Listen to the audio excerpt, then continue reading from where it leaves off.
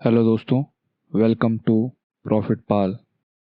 इस वीडियो में हम डिस्कस करेंगे टेक्निकल एनालिसिस की अजम्पशंस के बारे में। टेक्निकल एनालिसिस फंडामेंटल एनालिसिस से बिल्कुल अलग है।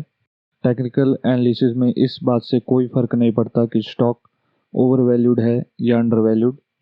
टेक्निकल एनालिसिस में सिर्फ एक बात जो मैटर करती है वो स्टॉक का पास्ट ट्रेडिंग डाटा है, मतलब स्टॉक का प्राइस एंड वॉल्यूम डाटा।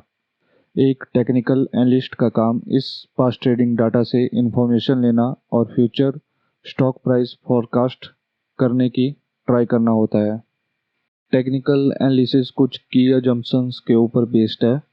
अगर आपको टेक्निकल एनालिसिस से अच्छे रिजल्ट चाहिए तो आपको इन अजम्पशंस के बारे में जानना बहुत ज़रूरी है।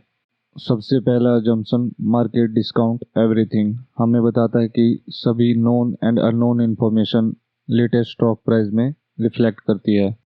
मुझे मालूम है कि ये थोड़ा मुश्किल है समझने में, इसलिए हम एक सिंपल एग्जांपल से इसको समझेंगे।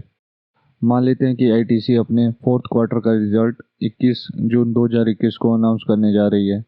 कंपनी के किसी इनसाइडर को लगता है कि क्वार्टर 4 का रिजल्ट बहुत अच्छा होगा, इसलिए वो कंपनी के शेयर्स लार्ज क्वांटिटी में बाय करता है।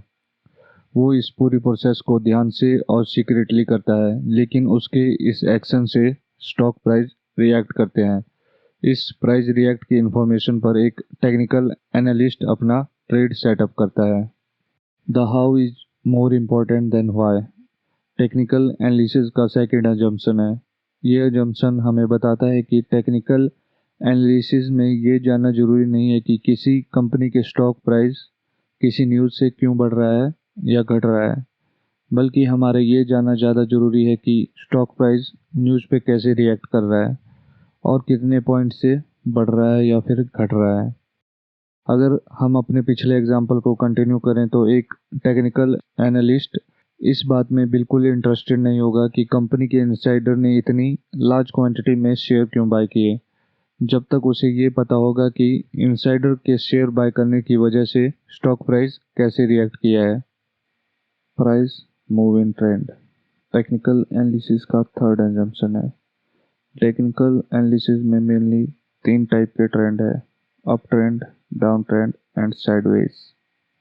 एक ट्रेंड को इस्टेब्लिश्ड होने में टाइम लगता है, लेकिन जब एक ट्रेंड इस्टेब्लिश्ड हो जाता है, पक्का हो जाता है, तो price most of the time trend की ही डायरेक्शन में मूव करता है, जब तक कि कोई ट्रेंड रिवर्सल नहीं होता, और इस ट्रेंड रिवर्सल में भी टाइम लगता है।